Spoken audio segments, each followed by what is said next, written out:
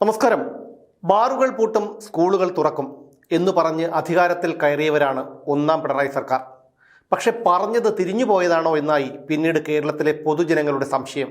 കാരണം പൂട്ടിയത് സ്കൂളുകളും തുറന്നു കൊടുത്തത് ബാറുകളുമായിരുന്നു. ഇന്ന് സംസ്ഥാന സർക്കാരിനെ താങ്ങി നിർത്തുന്ന സാമ്പത്തിക സ്രോതസ് തന്നെ മദ്യവും ലോട്ടറിയുമാണ്. ഓണമോ വിഷുവോ ക്രിസ്മസോ കല്യാണമോ മരണാനന്തര ചടങ്ങോ നൂലുകെട്ടോ വയസ്സറിയിക്കലോ ചടങ്ങുകളും ആഘോഷങ്ങളും എന്തുമായിക്കോട്ടെ, സന്തോഷം വന്നാലും സങ്കടം വന്നാലും മദ്യമില്ലാത്ത ഒരവസ്ഥയെക്കുറിച്ച് മലയാളിക്ക് ചിന്തിക്കാൻ പോലും കഴിയില്ല. അതാണിപ്പോൾ കേരളത്തിലെ അവസ്ഥ. ഓരോ ആഘോഷങ്ങൾക്കും റെക്കോർഡ് മദ്യവിൽപ്പനയാണ് കേരളത്തിൽ നടക്കുന്നത്. ഇത്തവണത്തെ പുതുവത്സരത്തിനും അതിന് മുടക്കം വന്നിട്ടില്ല. പുതുവർഷത്തലേന്ന് ഡിസംബർ 31 സംസ്ഥാനത്തെ ബീവറേജസ് കോർപ്പറേഷൻ വഴി വിറ്റഴിച്ചത് 108 കോടി രൂപയുടെ മദ്യമാണ്. കഴിഞ്ഞ പുതുവർഷത്തേക്കാൾ 12.86% അധിക മദ്യത്തിന്റെ വിൽപ്പന. 2023 ഡിസംബർ 31 വിറ്റത് 95 കോടി 69 ലക്ഷം രൂപയുടെ മദ്യമാണ്. ബീവറേജസ് കോർപ്പറേഷന്റെ വെയർഹൌസുകളിലേതുൾപ്പെടെയുള്ള കണക്കാണിത്. ഔട്ട്ലെറ്റുകളിൽ മാത്രം ഇത്തവണ വിറ്റത് 96.42 ലക്ഷത്തിന്റെ മദ്യം. ക്രിസ്മസിന്റെ തലേ ദിവസം നടന്നത് 97.42 കോടി രൂപയുടെ മദ്യവിൽപ്പനയായിരുന്നു. 2023 ഡിസംബർ 24 വിറ്റതിനേക്കാൾ 37.23% അധികമാണ് ഇത്. ഡിസംബർ 31 വരെയുള്ള 10 ദിവസത്തിനുള്ളിൽ ആകെ 712.96 കോടി രൂപയുടെ മദ്യവിൽപ്പനയാണ് സംസ്ഥാനത്ത് നടന്നത്. പുതുവർഷത്തിന്റെ തലേന്ന് ഏറ്റവും കൂടുതൽ മദ്യം വിറ്റത് പാലാരിവട്ടം രവിപുരം ഔട്ട്ലെറ്റിലാണ്.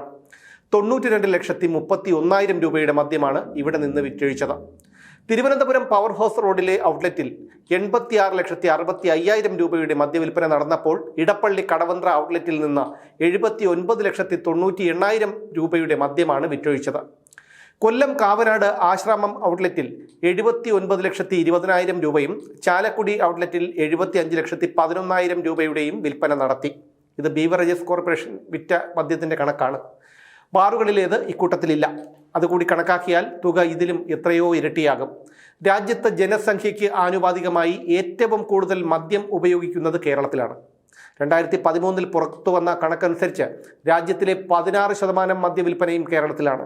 എന്തായാലും ചില കാര്യങ്ങളിലെങ്കിലും കേരളം നമ്പർ 1 എന്ന് കേൾക്കുമ്പോൾ ഒരാശ്വാസം. അത്രയേ ഉള്ളൂ. ഓരോ ജീവിതവും ഓരോ കഥകളാണ്, വേറിട്ട കഥകളുടെ ഒരു കൂട്ടായ്മ. വേണമെങ്കിൽ നമുക്കതിനെ ഒരു നോവലെന്ന് പേരിടാം. അതുപോലൊരു നോവലല്ലേ നിങ്ങളുടെ ജീവിതവും? എന്താ, ശരിയല്ലേ? നിങ്ങളുടെ അനുഭവങ്ങൾ, കഥകൾ എന്തുമായിക്കൊള്ളട്ടെ, അത് കേൾക്കാൻ DNA ന്യൂസിലൂടെ ഞാൻ എത്തുന്നു. കഥ പോലൊരു ജീവിതം, അതിനായി ഞാൻ നിങ്ങൾക്ക് വേണ്ടി കാത്തിരിക്കുന്നു. നമുക്ക് ഒന്നിച്ച് കാണാം, കുറേ കാര്യങ്ങൾ സംസാരിക്കാം, വേദനകൾ പങ്കിടാം. നിങ്ങളുടെ വിഷയങ്ങൾ, അനുഭവങ്ങൾ അത് ഞങ്ങളെ അറിയിക്കേണ്ട വിലാസം താഴെ കൊടുക്കുന്നു.